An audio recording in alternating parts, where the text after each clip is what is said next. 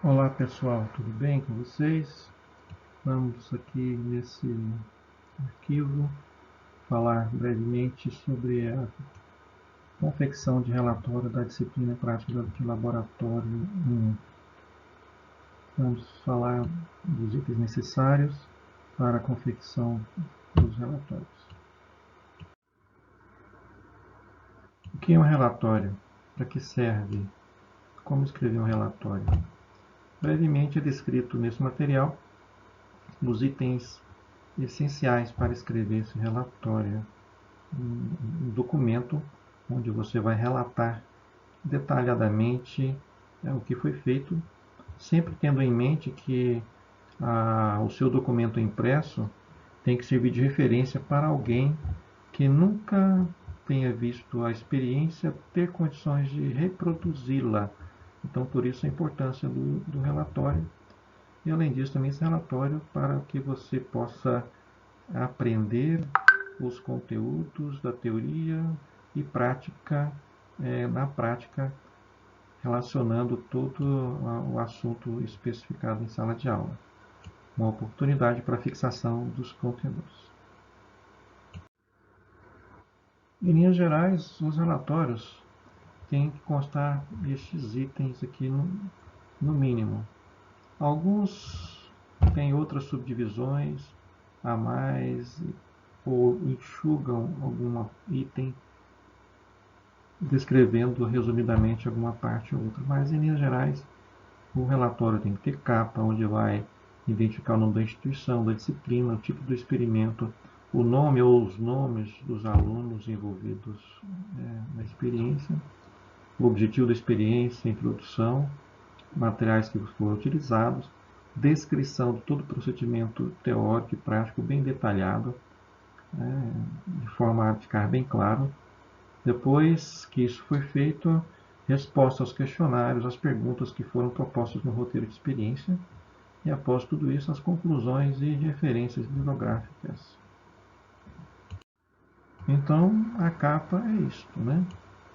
Já bem intuitivo. Identificação do que está sendo feito, quem está fazendo, a tipo da experiência, o que vai fazer, e o nome da disciplina também. Os objetivos, é importante dizer para que está sendo feita a experiência, qual a razão de se fazer essa determinada experiência, o que se deseja comprovar ao final da experiência. Pode também, após dizer os objetivos, fazer uma breve introdução contextualizando o experimento proposto com a literatura referente ao assunto.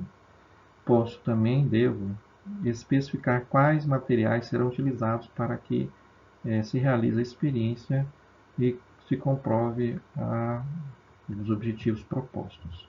Então, eu preciso listar o que está sendo usado detalhadamente para, como eu já disse anteriormente, caso alguém pegue o seu material impresso, ter condições de reproduzir integralmente todo o experimento que foi proposto. Aqui na parte experimental, temos os procedimentos que devem ser detalhados de forma a trazer clareza de todo o procedimento que foi realizado, na sua sequência correta, fazendo as medições, colocando desenhos dos circuitos, a ilustração esquemática dos circuitos que foram montados, os resultados que foram obtidos nas medições, enfim, preenchimento de tabelas e valores em geral. É importante bem detalhar toda essa parte. Os cálculos e respostas de questões aos questionários fazem parte do relatório também. Então, após essa realização, descrição das descrições de todo o procedimento, os roteiros de experiência propõem algumas questões. Essas questões são importantes, porque elas vão revelar o seu grau de entendimento com relação ao que foi proposto no roteiro, na experiência que foi realizada, e justamente para assegurar a teoria que foi comprovada na prática e a sua capacidade também de resolver os exercícios. Na parte de conclusões, já é o fechamento do relatório. ou seja, de tudo que foi feito, de tudo que você escreveu, de tudo que você mediu, as informações que você coletou através das medições, comparando com os valores possíveis teóricos. Então você vai conferir se houve discrepância nas medições, se os valores medidos foram de acordo com a teoria, enfim, se os objetivos foram alcançados de acordo com o que foi proposto, se a experiência foi realizada de uma maneira que fixasse os conteúdos. Algumas pessoas costumam emitir frases supondo que sejam frases conclusivas, mas na verdade acabam sendo consideradas como opiniões sobre a experiência. Então, não são consideradas conclusões frases do seguinte tipo: primeiro, concluímos que a experiência foi proveitosa para os nossos conhecimentos. Isso aqui é uma opinião pessoal que não reflete exatamente a conclusão da experiência relacionada aos objetivos propostos. Da mesma forma, também dizer uma segunda frase: verificamos que a teoria foi comprovada na prática. Mas que teoria que foi comprovada? De que forma que essa teoria foi comprovada? Como que se chegou à conclusão de que foi comprovada? Então não basta simplesmente afirmar isso, que a teoria foi comprovada na prática, que isso não ser considerado uma frase de conclusão da experiência. Ou emitir também a opinião de gostei da experiência ou não gostei da experiência, dessa prática. É uma opinião pessoal que não reflete exatamente a conclusão do experimento. Então você tem que preocupar em relatar uma conclusão, algo que realmente seja relacionado ao que foi proposto, dentro do que foi feito, dentro do que foi obtido nas medições, enfim, né? A experiência alcançou o êxito dentro do que foi proposto? Conseguiu-se comprovar a teoria na prática? Quais elementos que você tem para afirmar que houve comprovação ou não da experiência, né, levando você a entender a prática, na prática a teoria. Então, algo relacionado a isso, ok? Depois, por fim ainda, é importante relacionar algumas referências bibliográficas que você utilizou para a sua teoria, para o seu embasamento teórico na realização do relatório.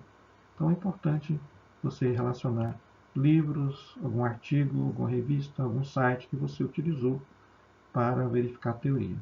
E, na hora de descrever isso no relatório, procurar ver como é que são as normas que indicam como você escrever um livro, com a referência bibliográfica de um livro, de um artigo ou de um site no seu relatório.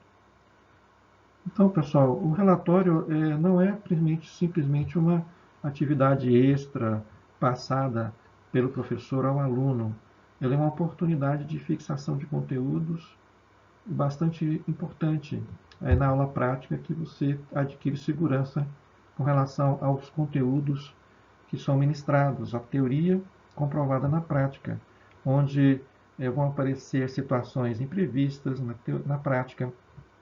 Quando você usa material para medição, aí você pode encontrar um mau contato num cabo, um fio que rompe, um resistor que está, um componente fora do seu padrão, enfim, várias situações que na teoria não acontece isso, mas na prática é possível de acontecer várias coisas, um equipamento, um instrumento de medição que está falho, enfim, várias situações que podem ocorrer, que vai exigir de você uma capacidade de solucionar os problemas e ter também uma visão crítica. De repente você tem um momento que você faz uma leitura de uma determinada grandeza e você obtém um valor que você, na teoria, sabe que não é aquilo, e você tem que ter já uma desconfiança com relação àquele resultado e procurar investigar também por que chegou naquilo. O instrumento está correto, há uma falha no circuito, enfim, uma análise crítica para comprovar se realmente é alguma falha na montagem, a falha de componente, ou então, né, finalmente também chegar à conclusão do porquê da discrepância de algumas medidas. Então a teoria não está tão distante da prática. Na prática podemos ter valores próximos dos valores teóricos. discrepâncias muito longe podem significar um outro tipo de problema que precisaremos investigar. Ok? Bom, espero que vocês tenham bom proveito e, estando com dúvida, nos procurem. Estamos à disposição de vocês. Um abraço a todos.